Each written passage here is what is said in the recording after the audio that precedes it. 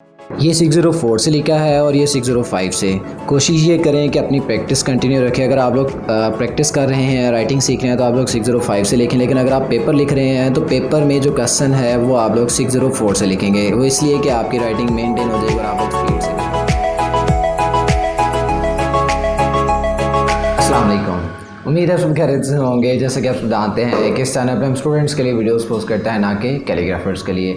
आज की वीडियो में हम आप लोगों को मार्कर से एक लाइन लिख के चेक करवाएंगे जो कि 604 और 605 से लिखी जाएगी। अब मार्कर पे आए तो मार्कर आप जिस एरिया में रहते हैं, जिस कंट्री में, जिस सिटी में रहते हैं, उस इलाके में जो सी मार्कर अवेलेबल है आप उसी से लिखें। और इन जो पैराग्राफ को हम आपको सिखाएंगे इनकी आप अच्छे से प्रैक्टिस कीजिएगा, क्योंकि practice makes a man perfect.